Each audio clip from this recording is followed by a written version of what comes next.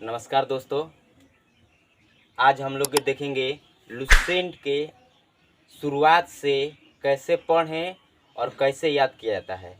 तो सबसे पहले हम लोग पढ़ेंगे आज भारत का इतिहास। एक क्वेश्चन एकदम लुसेंट का है, ध्यान से सुनिएगा। उत्तर हिमालय से लेकर दक्षिण में हिंद महासागर तक फैला यह उपमहाद्वीप किस नाम से जाना जाता है? तो भारतवर्ष। भारतवर्ष।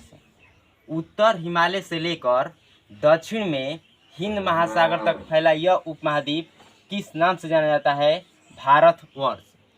भारत भी एक क्वेश्चन एकदम कि भारत जो है किस द्वीप का अंग है? तो जम्बू द्वीप। भारत किस द्वीप का अंग है? जम्बू द्वीप। भारत को यूनानी किस नाम से पुकारते थे? भारत को यूनानी किस नाम से पुकारते थे? तो इंडे। किस नाम से? इंडे। और बाद में इंडे के नाम से हो गया इंडिया। बाद में इंडिया हो गया। तो भारत किस द्वीप का अंग है? जम्बू द्वीप। भारत किस द्वीप का अंग है? जम्बू द्वीप। और यूनानी इसे किस नाम से जानते हैं? इंडे। और बाद में हो गया इंडिया। अरब के लोग इसे भारत को क्या कहते थे? तो हिंद।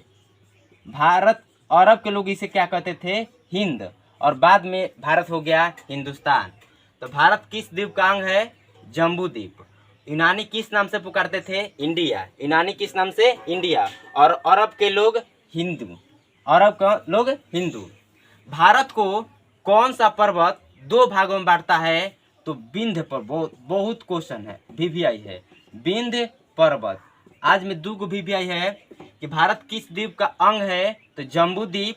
और भारत को कौन सा पर्वत दो भागों में बांटता है? तो विंध्य पर्वत। विंध्य पर्वत दो भागों में बांटता है विंध्य पर्वत। उत्तर में रहने वाले लोग कौन सी भाषा बोलते हैं? तो उत्तर में कौन सी भाषा बोलने वाले की संख्या है? तो यूरोपीय भाषा बोलने के। और दक्षिण में द्रविड़। दक्षिण में द्रविड़। भारत किस द्वीप का अंग है? जम्बू द्वीप। भारत किस द्वीप का अंग है? जम्बू द्वीप। भारत को कौन सा पर्वत दो भागों में बांटता है? तो विंध्य पर्वत। अरब के लोग इसे क्या कहते हैं? हिंदू। अरब के लोग इसे क्या कहते हैं? हिंदू। और यूनानी किस नाम से जानते थे? तो इंडिया।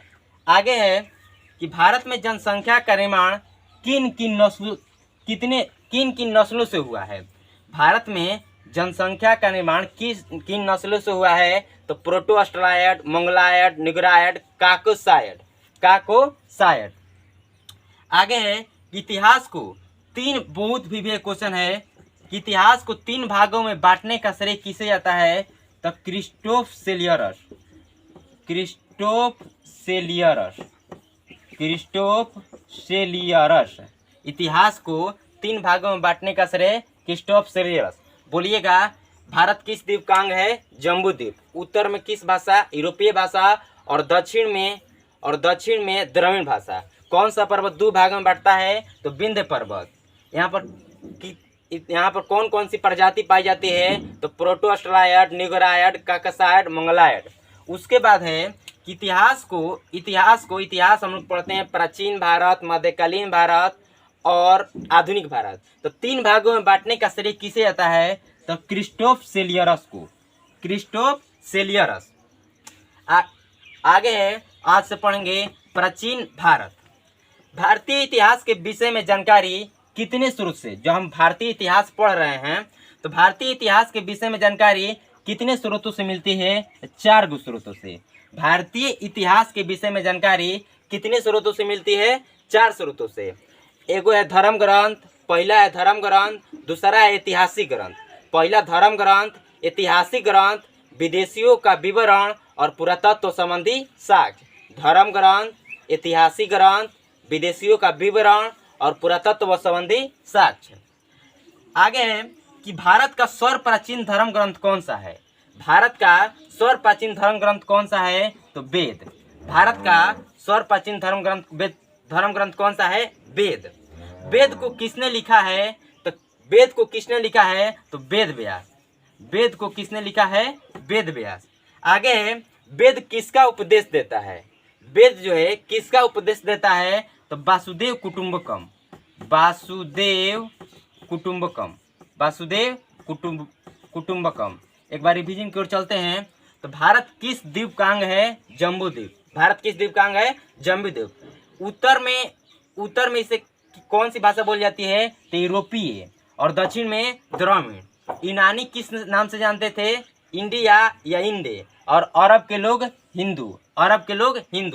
भारत को कौन पर्वत दो भागों में बांटता है? तो विंध्य पर्वत। भारत में जनसंख्या के निर्माण में किन किन नस्लों का भाग लिया है? तो प्रोटोस्टलायड, काकेसायड, मंगलायड, निगरायड। आगे है, इतिहास के 3 भागों में बांटने का श्रेय किसे जाता है? तो क्रिस्टोफ सेलियरस। वेद को किसने लिखा है? वेद व्यास। भारत का सर्वप्राचीन धर्म ग्रंथ कौन सा है? वेद किसका उपदेश देता है? तो वासुदेव कुटुंबकम। भारतीय परंपरा वेदों को क्या मानती है? भारतीय परंपरा जो है वो वेदों को क्या मानती है? तो नित्य और अपौरुषेय।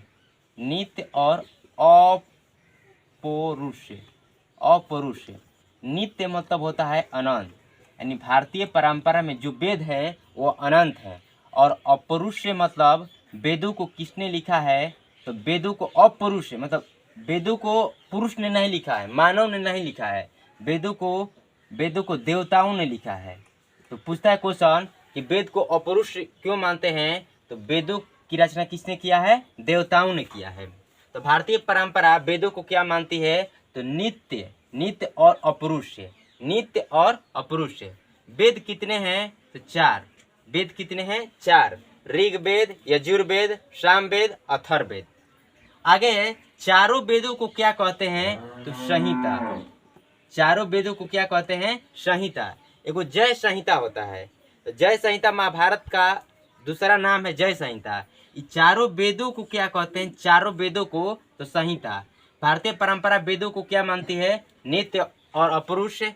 वेद कितने हैं? 4। और चारों वेदों को क्या कहते हैं? संहिता। क्वेश्चन पूछता है एक कि वेदत्री में कौन शामिल नहीं है? तो अथर्ववेद। वेदत्री में कौन शामिल नहीं है? अथर्ववेद। यानी ऋग्वेद, सामवेद और यजुर्वेद शामिल होगा। ऋग्वेद, यजुर्वेद और सामवेद शामिल होगा। कौन शामिल नहीं होगा? तो अथर्ववेद। अब पढ़ेंगे ऋग्वेद में कितने मंडल हैं? तो 10 गो। ऋग्वेद में कितने मंडल है? 10 गो। कितने सूक्त हैं? तो 1028। मंडल कितने हैं? 10 गो। मंडल 10 और सूक्त 1028। और कितने ऋचाएं हैं? तो 10,462। 10,462। मंडल 10। मंडल कितने हैं? 10। सूक्त 1028 और ऋचाएं कितना है? तो 10,462।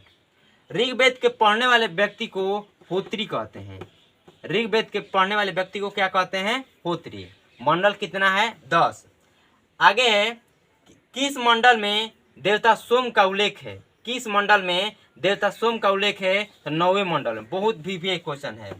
किस मंडल में देवता सोम का उल्लेख है? तो 9वें मंडल।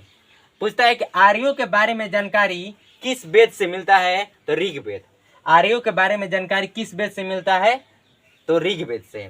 बताइएगा किस मंडल में देवता सोम का उल्लेख है? 9वें मंडल में। 9वें मंडल। ज्ञात्री मंत्र किस वेद से लिया गया? बहुत भी क्वेश्चन है। ज्ञात्री मंत्र जो है किस वेद से लिया गया है? तो ऋग्वेद। ज्ञात्री मंत्र किस वेद से लिया गया है? ऋग्वेद। किस मंडल में ज्ञात्री मंत्र का जिक्र है? तो तीसरे मंडल में। किस वेद से लिया गया है? ऋग्वेद से।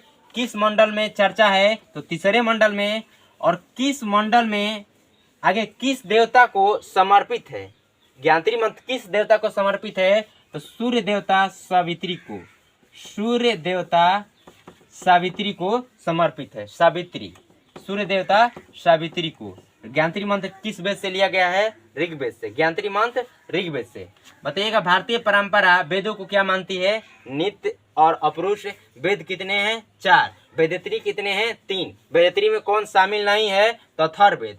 चारों वेदों को क्या कहते हैं? संहिता। महाभारत का पुराना नाम जय संहिता। ऋग्वेद में कितने मंडल हैं? 10 गो। ऋग्वेद में मंडल 10।